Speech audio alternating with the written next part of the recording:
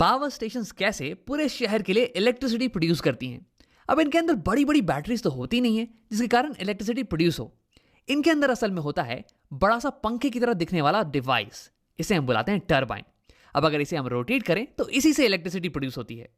अब इसे रोटेट करने के कई तरीके हैं। या तो मैं पानी को गर्म करके इस पर स्टीम को मारूं बहुत ही हाई वेलोसिटी से, या फिर मैं गिरते हुए पानी का इस्तेमाल करूं इसे गोल घुमाने के लिए, या फिर तुम इसे विंड मिल में फिट कर दो ताकि हवा के कारण ये गोल गोल रोटेट करने लगे और फिर इससे हमें इलेक्ट्रिसिटी मिल जाए। तो फिर तुम किसी भी तरीके का इस्तेमाल करो, तुम्हें इस मशीन को रोटेट करना पड़ेगा और इसी से तुम्हें इलेक्ट्रिसिटी मिलेगी। अब तुम ये सोच रहे होगे कि राम इसे रोटेट करने से इलेक्ट्रिसिटी कैसे मिलती है। तो देखो, टेक्नोलॉजी ये बेस्ड है इलेक्ट्रोमैग्नेटिक इंडक्शन पे, जिसका आविष्कार किया था माइकल फैराडे ने कुछ 200 साल पहले।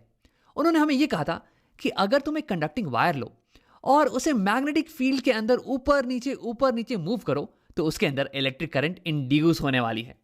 अब अगर मैं इसी वायर को रिप्लेस कर दूं एक कॉइल से और इस कॉइल को अटैच कर दूं एक टरबाइन से, और इस टरबाइन को अगर मैं रोटेट करूं तो फिर ये कॉइल मैग्नेटिक फील्ड के अंदर ऊपर नीचे मूव करने वाला है और इसके अंदर इलेक्ट्रिक करंट इंड्यूस हो जाने वाली है। और इसी की मदद से हम अपने घर के इलेक्ट्रिकल अप्लायंसेस का इस्तेमाल कर सकते हैं। अब इस पूरी डिवाइस को हम बुलाते हैं इलेक्ट्रिक जनरेटर। ये स्पिनिंग मोशन को या फिर मैकेनिकल एनर्जी को कन्वर्ट करता है इलेक्ट्रिकल एनर्जी में। अब इसी के बारे में अब डिटेल में बात करते हैं कि ऐसा कैसे हो पाता है। तो सबसे पहले ये देखते हैं कि जब कॉइल मैग्नेटिक फील्ड में रोटेट करे तो इसमें करंट किस डायरेक्शन में इंड्यूस होती है। तो मान लो कि हमारी टरबाइन ये क्लॉकवाइज डायरेक्शन में रोटेट कर रही है, तो हमारा कॉइल भी क्लॉकवाइज डायरेक्शन में कुछ ऐसे रोटेट करेगा। अब इस केस में यार इंड्यूस करंट ये किस डायरेक्शन में होने वाली है। अब ये पता लगाने के लिए हम इस्तेमाल करेंगे Fleming's right hand generator rule का, जो कि कहता है कि राइट हैंड को कुछ ऐसे खोलो कि ये तीनों उंगलियां ये एक दूसरे के परपेंडिकुलर हो। तो थंब बता देगी कि वायर किस डायरेक्शन में मूव कर रही है, वायर पे फोर्स किस डायरेक्शन में लग रहा है, और फोर फिंगर ये बताएगी मैग्नेटिक फील्ड की डायरेक्शन, और मिडिल फिंगर ये बता देगी इंड्यूस करंट की डायरेक्शन। तो फिर इस पिंक वायर में इंड्यूस करंट की डायरेक्शन निकालने के लिए मैं यही करने वाला हूं। अपने राइट हैंड को मैं कुछ ऐसे अलाइन करूंगा इसके कि इसकी थंब पॉइंट करे इस पिंक वायर के मोशन के डायरेक्शन में, और फिर फोर फिंगर ये पॉइंट करे मैग्नेटिक फील्ड के डायरेक्शन में। तो फिर जिस डायरेक्शन में मेरी मिडिल फिंगर पॉइंट करेगी ना, वही हो जाएगी हमारी induce current in pink wire की डायरेक्शन। तो यही करते हैं। वैसे इसके पहले कि मैं इसे करके दिखाऊं, क्यों नहीं तुम वीडियो को पॉज करो और इसे खुद से ट्राई कर लो एक बार। अब अगर तुमने ट्राई कर लिया तो आओ देखते हैं। देखो, ये पिंक वायर ये ऊपर की तरफ मूव कर रहा है, तो यानी कि मैं अपने राइट हैंड को कुछ ऐसे अलाइन करूंगा कि इसका थंब ये ऊपर की तरफ पॉइंट करे, और यहाँ पे मैग्नेटिक फील्ड ये राइट डायरेक्शन में पॉइंट कर रही है। देखो, मैग्नेटिक फील्ड हमेशा नॉर्थ पोल से साउथ पोल की तरफ पॉइंट करती है, तो यानी कि मेरा फोर फिंगर ये राइट डायरेक्शन में पॉइंट करना चाहिए। तो यानी कि मेरी हैंड ये कुछ ऐसी ही दिखने वाली है। देखो, थंब ऊपर की तरफ है, फोर फिंगर राइट डायरेक्शन में है, तो यानी कि मेरी मिडिल फिंगर ये अंदर की तरफ पॉइंट कर रही है, स्क्रीन के अंदर की तरफ। यानी कि इस पिंक वायर में इंड्यूस करंट ये अंदर की तरफ आने वाला है। हाँ, अब आओ सेम चीज करते हैं ब्लू वायर के लिए भी। देखो, ब्लू वायर ये नीचे की तरफ मोशन कर रही है, यानी कि मेरा थंब इस बार नीचे की तरफ पॉइंट करेगा, और फिर मैग्नेटिक फील्ड ये तो अभी भी राइट डायरेक्शन में है, यानी कि फोर फिंगर ये अभी भी राइट डायरेक्शन में होने वाली है। अब अगर इस बार मैं करूं तो राइट हैंड कुछ ऐसे अलाइन होने वाला है, और इस बार तुम्हें दिख रहा होगा कि मिडिल फिंगर ये स्क्रीन के बाहर की तरफ पॉइंट कर रहा है, यानी कि इस ब्लू वायर में करंट ये बाहर की तरफ आने वाली है, ये इंड्यूस आउटवर्ड होने वाली है। तो देखो, हमने यहां पे ये देखा कि जब वायर मैग्नेटिक फील्ड में ये ऊपर की तरफ आए तो यानी कि करंट इंड्यूस होती है इनवर्ड डायरेक्शन में, और जब वायर इस मैग्नेटिक फील्ड में नीचे की तरफ जाए तो फिर इसमें इंड्यूस करंट होती है आउटवर्ड डायरेक्शन में। इस चीज को याद रखना, इसका इस्तेमाल हम आगे करने वाले हैं। अब आओ मैं हाथों को हटा देता हूं और करंट की डायरेक्शन को दिखाने के लिए एरोज का इस्तेमाल करता हूं। अब देखो, इनकी मदद से मैं ये बता सकता हूं कि बाकी वायर्स में करंट किस डायरेक्शन में फ्लो कर रही हैं। पिंक वाली से करंट अंदर जाएगी और ब्लू से बाहर आएगी, तो यानी कि करंट ऐसे जाके ऐसे राइट डायरेक्शन में जाने वाली है इस वायर में, और फिर ये बाहर, और फिर इसमें ये ऐसे, और फिर ये ऐसे बाहर आ जाएगी। अब देखो, इन दोनों वायर्स को कनेक्ट करने के लिए मेरे पास यहाँ पे बाहर में एक एक्सटर्नल सर्किट होगा, जिसे मैंने दिखा नहीं रखा है अभी, उसे हम बाद में दिखाएंगे। तो करंट यहाँ से फ्लो करके फिर ऐसे इसमें इंटर करने वाली है, और फिर ये पिंक वाली में अंदर, तो ऐसे सर्किट कंप्लीट हो जाने वाला है। तो इसे दिखाने के लिए मैं सारे एरोस को बना देता हूं। हाँ, अब देखो, हमारी कॉइल ये स्टेशनरी तो है नहीं, ये तो रोटेट कर रही थी ना, तो ये कॉइल रोटेट करती जाएगी और करंट बिल्कुल ही ऐसे फ्लो करता रहेगा। क्योंकि देखो, ये पिंक वाली वायर ये अभी भी ऊपर जा रही है और ब्लू वाली वायर नीचे आ रही है, लेकिन जैसे ही ये कॉइल वर्टिकल पोजीशन में आया, वैसे ही देखो अब पिंक वाली वायर ये नीचे आने वाली है और ब्लू वाली ऊपर जाने वाली है। देखो, फिर से इसे देखते हैं। ये वर्टिकल हुआ और ये, हाँ, अब पिंक वाली वायर नीचे जाएगी। और हमने ये देख रखा है कि जो भी वायर नीचे जाती है उसमें करंट बाहर की तरफ इंड्यूस होता है, और जो वायर ऊपर जा रही है उसमें करंट अंदर की तरफ इंड्यूस हो रहा है। तो इसका मतलब ये कि यहां पे करंट की डायरेक्शन स्विच हो जाने वाली है, कुछ ऐसे। और फिर ये कॉइल ऐसे ही रोटेट करता रहेगा जब तक कि फिर से ये वर्टिकल पोजीशन में ना आ जाए।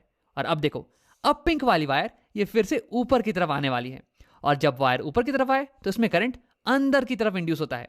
और ब्लू वाली वायर ये अब नीचे की तरफ आने वाली है, और जब वायर नीचे की तरफ आए तो उसमें करंट ये बाहर की तरफ इंड्यूस होता है। यानी कि फिर से एक बार करंट की डायरेक्शन चेंज हो जाने वाली है, कुछ ऐसे। तो यानी कि हम यहाँ पे ये देख रहे हैं कि जैसे ही कॉइल ये वर्टिकल पोजीशन में आती है वैसे ही इसमें करंट की डायरेक्शन ये चेंज हो जाने वाली है। ये इंपॉर्टेंट चीज हो गया। तो अगर मैं तुम्हें इस पूरे मोशन का एनिमेशन दिखाऊं तो ये कुछ ऐसा दिखने वाला है। देखो, जब भी हमारी कॉइल ये मैग्नेटिक फील्ड के परपेंडिकुलर आएगी तो फिर करंट की डायरेक्शन ये चेंज हो जाने वाली है। हाँ, वैसे मैं इस एनिमेशन में कॉइल को रोक दे रहा हूं जब भी ये परपेंडिकुलर आ रही है मैग्नेटिक फील्ड के, ताकि तुम इंड्यूस करंट की डायरेक्शन को चेंज होता हुआ देख सको। वैसे असलियत में ये मोशन बिल्कुल ही कंटिन्यूअस होने वाला है और ये कॉइल कभी रुकने वाली नहीं है। अब तुम्हारे दिमाग में एक सवाल उठ रहा होगा कि राम, मैं इन दोनों वायर्स को एक्सटर्नली कैसे कनेक्ट करूं ताकि ये लूप क्लोज हो जाए और उसमें करंट कंटिन्यूअसली फ्लो करे। तो इसके लिए हम एक नए अरेंजमेंट का इस्तेमाल करने वाले हैं। देखो, अगर मैं एक एक्सटर्नल सर्किट लूं और उसे डायरेक्टली कनेक्ट कर दूं इन वायर से, कुछ ऐसे, तो जब ये कॉइल ये रोटेट करना चालू करेगी तो ये वायर्स ये आपस में उलझने लगेंगे, कुछ ऐसे, और ये जो कनेक्शन है ना ये ब्रेक हो जाने वाला है। तो इसी से बचने के लिए हम एक नए अरेंजमेंट का इस्तेमाल करते हैं जिसमें होते हैं कुछ स्लिप रिंग्स और ब्रशेस। ये कुछ ऐसा दिखता है। ये मेटालिक रिंग्स, इन्हें हम बुला रहे हैं स्लिप रिंग्स। ये पिंक वाली रिंग और ये ब्लू वाली रिंग। और तुम्हें डायग्राम में क्लियरली दिख नहीं रहा होगा, लेकिन ये दोनों रिंग्स ये इंडिविजुअली एक एक वायर से कनेक्टेड हैं। ये पिंक वाली रिंग ये इस लेफ्ट वायर से कनेक्टेड है, और ये ब्लू वाली रिंग ये इस राइट वायर से कनेक्टेड है। और कनेक्टेड से मेरा मतलब ये है कि जब ये कॉइल रोटेट करता है ना तो ये रिंग्स इसके साथ साथ रोटेट करती हैं। अब ये स्लिप रिंग्स ये कनेक्टेड होती हैं कार्बन ब्रशेस से। ये ब्रश और ये ब्रश वैसे कनेक्टेड नहीं होती हैं, बल्कि केवल टच कर रही होती हैं। मेरा मतलब है कि जब ये स्लिप रिंग्स रोटेट करेंगी ना तो ये ब्रशेस इसके साथ रोटेट नहीं करेंगी, बल्कि ये केवल इसके ऊपर स्लिप करने वाली हैं, और इसलिए तो हम इन रिंग्स को स्लिप रिंग्स बुलाते हैं। अब अगर तुम्हें ये समझ में नहीं आ रहा हो तो मैंने यहाँ पे एक पिक्चर बना रखा है तुम्हें समझाने के लिए। देखो, यहाँ पे एक ब्रश है जो कि एक रिंग को टच कर रही है। अब अगर ये रिंग रोटेट करेगी ना तो ये ब्रश इसके साथ साथ रोटेट नहीं करने वाली है, बल्कि ये केवल उसके ऊपर स्लिप करती रहेगी। तो यहां पे हमारा सर्किट तो कंप्लीट हो चुका है। देखो, यहां पे ब्लू वाले वायर से करंट आएगी और फिर ये जाने वाली है इस ब्लू वाले स्लिप रिंग में। देखो, ये वायर केवल एक स्लिप रिंग से कनेक्टेड है। फिर यहां से करंट ये ट्रांसफर हो जाने वाली है बाहर के सर्किट में because of this carbon brush, और उसके बाद फिर करंट यहां से यहां जाएगी इस कार्बन ब्रश में, और फिर ये करंट को ट्रांसफर कर देने वाला है इस पिंक वाले स्लिप रिंग में। और ये पिंक वाला स्लिप रिंग ये केवल कनेक्टेड है इस वायर से, तो इसलिए करंट केवल इसमें जाने वाली है। तो ऐसे हमारा हो गया सर्किट कंप्लीट। अब हमारा कॉइल अगर रोटेट करने लग जाए तो ये जो स्लिप रिंग्स है इसके साथ अटैच्ड ये भी इसके साथ साथ रोटेट करने लगेंगे। लेकिन ये कार्बन ब्रशेस ये तो केवल इसे टच कर रहे हैं यार, तो ये केवल इसके ऊपर स्लिप करेंगे, ना कि रोटेट।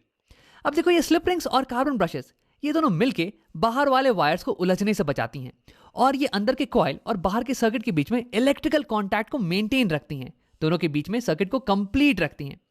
अब देखो, जैसे ही हमारा कॉइल ये वर्टिकल पोजीशन में आएगा वैसे ही इंड्यूस इलेक्ट्रिक करंट इसकी डायरेक्शन ये रिवर्स हो जाएगी, कुछ ऐसे।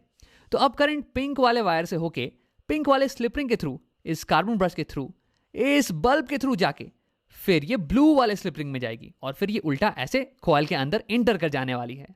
तो यानी कि कॉइल के हर आधे चक्कर पे इस सर्किट में बहने वाला करंट ये अपनी डायरेक्शन को रिवर्स कर देगा। तो मान लो कि जब करंट इस डायरेक्शन में फ्लो कर रही थी तो हमारा बल्ब ये ब्लू लाइट से ग्लो कर रहा था। अब ठीक आधे चक्कर के बाद ये हमारी रिवर्स हो गई करंट, तो यानी कि करंट अब उल्टे डायरेक्शन में फ्लो कर रही है। अब मान लो कि बल्ब ये येलो कलर की लाइट से ग्लो कर रहा है। अब अगर तुम पूरे एनिमेशन को देखो तो ये कुछ ऐसा दिखने वाला है।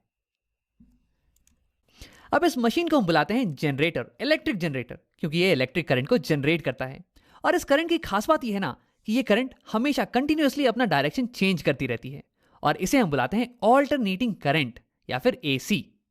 अब देखो, इसके बारे में एक इंटरेस्टिंग फैक्ट ये है कि जब भी तुम्हें करंट को लंबी दूरी तक ट्रांसमिट करना हो, जैसे कि पावर हाउस से तुम्हारे घर तक, तो फिर एसी को ट्रांसमिट करने में ज्यादा फायदा है compare to unidirectional current या फिर डीसी। इसलिए हमारे घरों में एसी करंट ही आता है।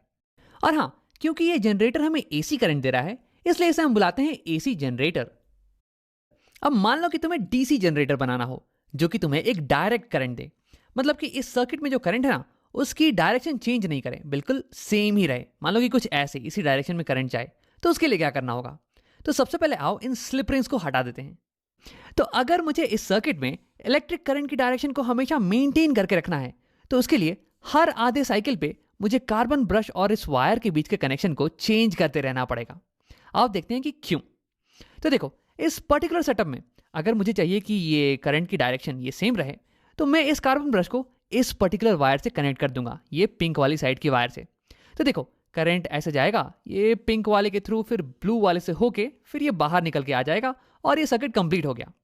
लेकिन देखो, ये कॉइल तो रोटेट कर रही है ना, तो थोड़ी देर बाद ये कॉइल वर्टिकल पोजीशन पे आ जाने वाली है, और जैसे ही ऐसा होगा तो ये करंट की डायरेक्शन ये चेंज कर जाएगी। अब अगर सर्किट में मुझे करंट को ऐसे ही मेंटेन करना है, तो इस बार मुझे इस कार्बन ब्रश को कनेक्ट करना पड़ेगा इस वायर से, ये ब्लू वाली साइड की वायर से। तभी तो करंट ऐसे जाएगी और ये ब्लू वाले के थ्रू फिर पिंक वाले से निकल के फिर ऐसे सर्किट कंप्लीट हो जाएगा। अब देखो, फिर से आधे साइकिल के बाद ये वायर वर्टिकल हो जाने वाली है, ये कॉइल वर्टिकल हो जाएगी और फिर करंट फिर से चेंज कर जाएगा अपना डायरेक्शन। अब इस बार अगर मुझे सर्किट में करंट को सेम मेंटेन करना है, तो इस बार इस कार्बन ब्रश को मुझे इस वायर से कनेक्ट करना पड़ेगा, पिंक वाली साइड के वायर से। तभी तो देखो, करंट ऐसे जाएगी, फिर ये ऐसे जाके फिर ऐसे निकल के सर्किट कंप्लीट हो जाएगा। तो तुम्हें दिख रहा होगा कि कैसे मुझे हर आधे साइकिल के बाद कार्बन ब्रश और वायर के बीच के कॉन्टैक्ट को चेंज करना पड़ रहा है, मुझे कार्बन ब्रश को अलग दूसरे वायर से कनेक्ट करना पड़ रहा है। तो अब हमें ये सोचना है कि ऐसा क्या करें जिससे कि ये कनेक्शन में चेंज ये ऑटोमेटिकली आए और ये हमेशा कंटिन्यूसली आता रहे। तो इसके लिए हमें चाहिए होगा एक नए टाइप का ring, split rings. Slip rings नहीं, स्प्लिट रिंग्स। मतलब कि अगर तुम्हें एक रिंग को लो और उसे बीच से आधे आधे हिस्से में बांट दो, तो तुम्हें मिल जाएगा स्प्लिट रिंग्स। स्प्लिट रिंग्स बनी होती है दो आधे रिंग से, जिनके बीच में थोड़ा सा गैप हो। अब आओ देखते हैं कि इसकी मदद से कैसे हम हर आधे साइकिल पे कॉन्टैक्ट को चेंज कर सकते हैं। तो अभी स्टार्टिंग में हमारा कार्बन ब्रश ये पिंक साइड के कॉन्टैक्ट में है, ये देखो। और स्टार्टिंग में हमें बिल्कुल यही चाहिए था, ताकि करंट की डायरेक्शन ऐसे ही मेंटेन रहे। लेकिन देखो, थोड़ी देर बाद हमारा कॉइल ये रोटेट करके वर्टिकल हो जाएगा और फिर करंट की डायरेक्शन ये चेंज हो जाने वाली है। लेकिन यहां देखो, हमारा ब्रश ये ब्लू साइड के कॉन्टैक्ट में आ गया है, और ये बिल्कुल ही अच्छी चीज है, क्योंकि अभी भी हमारा करंट का डायरेक्शन ये बिल्कुल ही मेंटेन रहने वाला है। अब देखो, तुरंत थोड़ी देर बाद ये जो कॉइल ये फिर से रोटेट करके वर्टिकल पोजीशन में आ जाने वाला है और फिर करंट की डायरेक्शन चेंज कर जाएगी। लेकिन यहां देखो, हमारा ब्रश ये पिंक वाले साइड के कॉन्टैक्ट में आ गया है और हमारी करंट की डायरेक्शन ये अभी भी चेंज नहीं हुई है एक्सटर्नल सर्किट में। तो तुम्हें दिख रहा होगा कि कैसे इन स्प्लिट रिंग्स का इस्तेमाल करके हम ऑटोमेटिकली ब्रश और वायर के बीच के कॉन्टैक्ट को चेंज कर पा रहे हैं। तो यहां पे हमने बना लिया है अपना डीसी जनरेटर। ये हमें डायरेक्ट करंट देता है। देखो, बाहर के सर्किट में करंट की डायरेक्शन ये हमेशा मेंटेन रह रही है। अब देखो, एक छोटी सी चीज, कम्यूटेटर एक ऐसा डिवाइस होता है जो कि किसी भी सर्किट में करंट की डायरेक्शन को रिवर्स कर दे। देखो, यहाँ इस केस में कॉइल में करंट की डायरेक्शन ये हमेशा चेंज हो रही है, लेकिन बाहर वाले सर्किट में करंट हमेशा एक ही डायरेक्शन में मेंटेन है, और ऐसा हो पा रहा है स्प्लिट रिंग्स के कारण। तो स्प्लिट रिंग्स यहाँ पे कम्यूटेटर का काम कर रही हैं। अब आओ वीडियो को यहीं पे खत्म करते हैं। यहां हमने देखा कि अगर मैं एक कॉइल को मैग्नेटिक फील्ड के अंदर रोटेट करवाऊं, तो फिर उसके अंदर इलेक्ट्रोमैग्नेटिक इंडक्शन के कारण करंट जनरेट होने वाला है, और इस करंट की डायरेक्शन ये डिपेंड करेगी कि वायर ये मैग्नेटिक फील्ड में ऊपर जा रहा है या फिर नीचे। अब इसी कारण हर हाफ साइकिल के बाद करंट की डायरेक्शन ये रिवर्स कर जाती है। तो यानी कि ये हमारा हो गया एसी जनरेटर। ये हमें देता है ऑल्टरनेटिंग करंट, या फिर एक करंट जो कि हमेशा अपनी डायरेक्शन को चेंज करता रहे।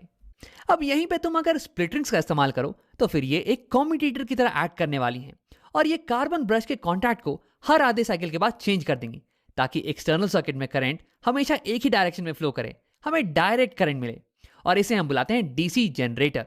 तो ये थे कुछ तरीके जिनकी मदद से हम इलेक्ट्रिसिटी को प्रोड्यूस कर सकते हैं, एक कॉइल को कुछ मैग्नेट्स के बीच में गोल घुमा के।